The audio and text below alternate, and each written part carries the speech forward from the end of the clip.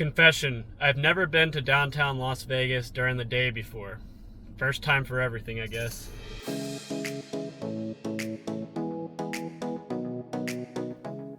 Hey guys, welcome back to Sports Betting Truth, and today was a big day because for the first time I went to the highly anticipated Circa Sportsbook, and I was excited because this thing's been being hyped up for a while. I remember when I was in Las Vegas back in 2019, in the summer they were hyping it up then, and it opened this past October, so a couple months ago, and I went for the first time today, and here's what I thought. So when I walked into the sportsbook the first time, my very first impression was just how high the ceilings were. Probably the highest ceilings you're going to see in a sportsbook in Las Vegas. It is a cavernous place, and that's not a bad thing. I don't say that like a bad thing. I would say the only sportsbook that might have the same ceiling height as Circa would be Mandalay Bay, but it's not tall at Mandalay Bay because they want to be. It's because it has to be, so that doesn't really count. So the very high ceilings at Circa Sportsbook, and it just makes it feel huge. And that's what they're going for. They're going for big. So the more important things about this book is the seating arrangements. It's kind of stadium-style seating. You got like steps that go up along the way, movie theater-style seating, stadium-style seating, however you want to call it. But there are free stadium-style seats, fold-out seats, on each side of the book that go up about 10 to 12 rows each, probably about 100 seats total on each side. So these are the free seats. You don't have to reserve these. You don't have to pay for them.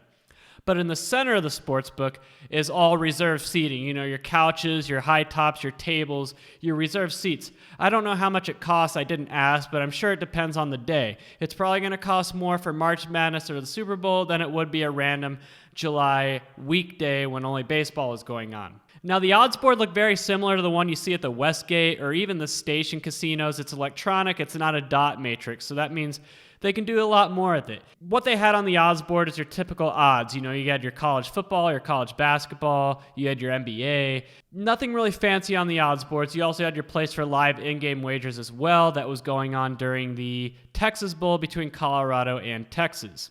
And of course, you had your betting windows. There was about 4 to 5 people taking bets while I was there. I was there twice today. I came at around 2 o'clock, and I was also there around 7 o'clock, and then I had to come back at 9 o'clock. More at that later. So I was actually there 3 times today. There's also betting kiosks all over the place as well. If you want to place an electronic bet, don't want to have to wait in line, don't want to deal with the person, you can place bets electronically. They were everywhere. Now, what I've talked about so far is just the first floor. That's right. This is a multi-story sportsbook. There is a second floor. You can go up the elevator or escalator to get to the second floor of the sportsbook. As far as I'm concerned, this is the only 2-floor sportsbook I know of. There might be more, but yes, 2 stories. So you go up the escalator, you got another betting window that had the friendliest teller in the world. She helped me a lot today. Not just with betting, but with other things that I'll get to in a bit. There's also more betting kiosks upstairs, as well as high tops, tables, more video poker machines that you can sit along the rail on the balcony. You also have a restaurant, Victory Burger, to go get some food. Overall, the second floor I feel like adds to the experience. It just makes it feel big and important, and that balcony is awesome. I was watching the Texas Bowl from the balcony, and I didn't want to leave, but I had to, to come back and do this video. But awesome experience on the second floor. Some might say a second floor is gimmicky, but in my opinion, it just makes it feel bigger and better. Also, the Circa book hosts VISN, which is a Vegas Insider Sports Network, I think. It's just like radio broadcast, and on satellite radio, I'm guessing podcasts where people talk about gambling. I'm not the biggest fan of it, for the main reason being I feel like they're too chummy to tout, but the studios are there on site for Circa, if that is your thing. Now, you're probably wondering, did I place a bet when I was there? Yes, I did. I actually went there to place a bet on TCU in the Texas Bowl, and then I was looking up at the odds board. I could not find it. You know why? Because they announced the game was canceled while I was there. I was like, well, I need to make a bet here at Circa, just to say I did and tell you guys about it. So what did I do? How are you doing? Can I put a bet on 307003, please? Straight. 35. Yes. Wow. Yes. For 20? Yes. Just like that. Thank you. Have a good one. I was going to place a bet on TCU in the Texas Bowl, and then I couldn't find it on the board, so it got canceled because of COVID, so I had to make another bet. Incarnate Word plus 35.5 over Texas Tech in college basketball is the best play of the day, according to my model. That's right. I placed a bet on Incarnate Word against Texas Tech plus 35.5. It was the best spread play of the day, according to my college basketball model, and yes, it did win. So far, I've done nothing but talk about how great Circa Sportsbook is. As a sportsbook, it's awesome, but there is one major downside. It's not all unicorns and rainbows here, and that is the parking situation. Now, I know there's no such thing as free parking in the downtown Las Vegas area. No matter where you go, you're going to have to pay to park, but at least the other properties downtown have some sort of validation system where you can get your parking validated as long as you spend money in the casino. Not only that, but if you don't want to go through the validation process, you have cheaper parking garages elsewhere. So how bad does this parking garage at the Circa hurt your wallet? $4 an hour for parking? Man, I'm pretty sure I can go park over at Binion's for less than that. That's right, $4 an hour. That is ridiculous. There's cheaper parking not very far away from Circa elsewhere downtown. For example, Binion's parking garage. I know it's sketchy. Don't get me wrong. I know it's a sketchy parking garage, but it's half the price, $2 an hour. If you really wanted to, you could just park at Binion's and walk the block to Circa and save money. Also, there's other options. You could go to Binion's or any of the other properties downtown and play a hand or two at blackjack and get your parking validated, and then walk over to Circa. Then you have options like what the Plaza offers. You can pay $40 a month for unlimited parking at the Plaza and walk a couple blocks to Circa if you really wanted to be a repeat customer to Circa. I speak this from the perspective of a local, someone who would come and go a lot, but if you're just in from out of town, if you're a tourist, or if parking's not important to you, then Circa's the place to be. Otherwise, I'm sure that $4 an hour will add up and you'll have to find other methods.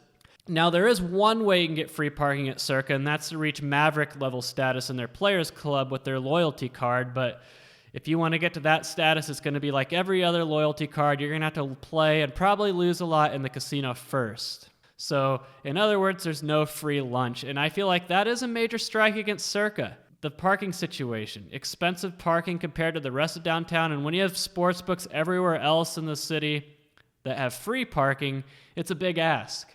Now, Circa does have an app that you can use to bet mobily within the state of Nevada. I signed up for that. It's an application. Unlike the Westgate, though, I did not have to fill out a W-9 form for tax purposes. And in case you're wondering, that's where I got this shirt. I got this shirt as a free bonus for signing up for the app.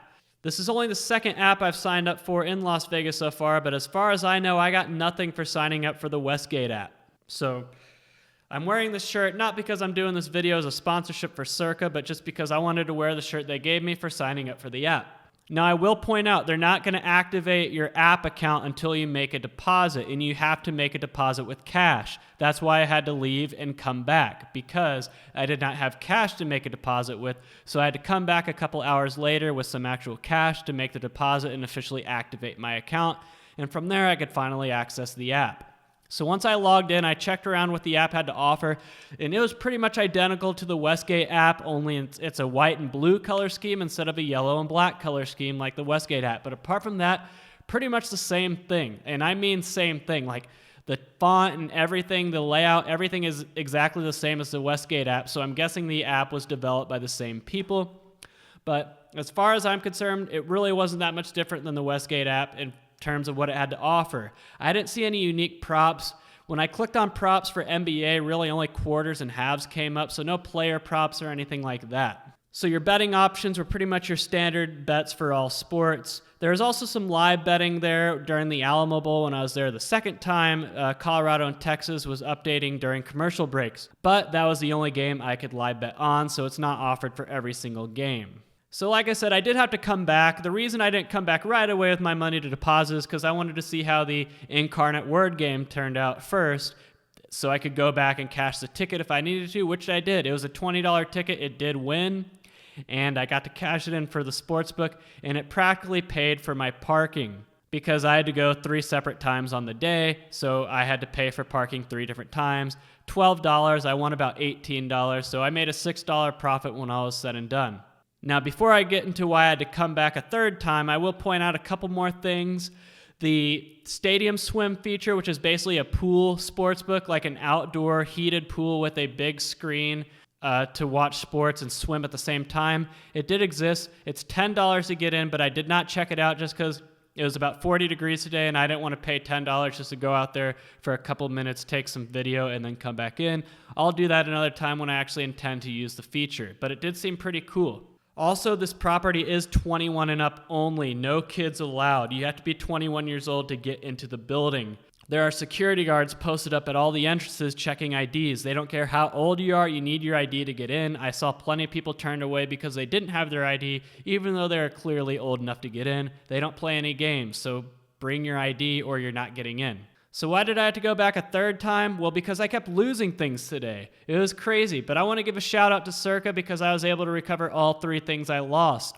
So when I first got there and I had to show my ID to the security guard at the entrance, when I was rummaging through my pockets, I put my phone on the stand that the security guard was at, and I did not pick it up. He had to bring it to Lost and Found, which I got after kind of a goose chase because he returned the wrong phone first and then had to come back and give him the right one. However, when I was looking for my phone, because I didn't realize right away that I had left it at the security stand, I was rummaging through my pockets again and took my wallet out. And I forgot to put that back in my pocket. Fortunately, someone returned that to Lost and Found as well, so I was able to recover it. But then I lost a third item. I lost this camera. And how did I lose it? Well, after I was done recording me placing a bet on Incarnate Word, I never put it back in my pocket. I put it down on the floor in the seating area and never picked it up. And it was there for 5 hours. I did not realize it was missing until I started to do this video and could not find this camera that I took some video on. So what did I do? I had to drive back to Circa for the 3rd time today, and it's not close to where I'm living. It's about a 25-minute drive, and I had to go back, pay for parking again, and go back in and look for it, and I could not find it. And I told the sweet lady who worked the upstairs betting window that I had lost it, and she said she would send a word out to security and other people who might know where it is because it wasn't in Lost and Found. And just when I was about to give up hope, because I was there for about 30 minutes, could not find it anywhere, Lost and Found didn't have it, I got flagged down by a security guard who asked me, "Hey, is this your camera?" And I said, "Yes, it is." And he said, "Yeah, we were told it was missing, and I saw it sitting there on a high top." How it was there for 5 hours and no one took it and either turned it into Lost and Found or just kept it for themselves, I don't know, but shout out to Circa for finding it and giving it to me. So overall, what do I think about the Circa book? Well, from a sportsbook perspective, it is awesome. Definitely the place to go to watch a game. Like I said, I was watching the Alamo Bowl for a little bit and I didn't want to leave. It was that awesome of an experience. However, it does have one major strike against it. As I pointed out, the parking. I was there 3 times a day and had to pay $12 total. It's $4 an hour. And if you're there for an hour and 1 minute, it's going to be $8. I just think that's a little steep for downtown parking, especially because there's cheaper options elsewhere that people could use instead and just walk to Circa, as well as other sports books in the area that don't charge for parking at all. So in my opinion, if you're a local like me, I would only go for big, important events or to bring friends and family and kind of impress them. Otherwise, it's just going to be a once in a every now and then type of deal. Because like I said, other places to watch games where you don't have to pay to park and worry about the dollars racking up as you're inside. Because let's be real, if you want to go to a sportsbook and watch a game, you're probably not going to stay for just an hour. You're probably going to stay for 2 or 3 or 4, and that will add up. But if you can get past the parking, I think this is the new best sportsbook in Las Vegas. It is better than the Westgate. The Westgate still has some things to offer that Circa does not, but with that being said, this place is top-notch, top of the line, the new gold standard for sportsbooks everywhere, and I could not be more satisfied with the venue itself. 2 thumbs up. It's just that, like I said, the parking situation. Get past that, there's no better place to watch a game. Well, that's all I have to say about the Circa Sportsbook. Highly recommended. You should go whenever you're in town. Until next time, this is Sports Betting Truth, signing off.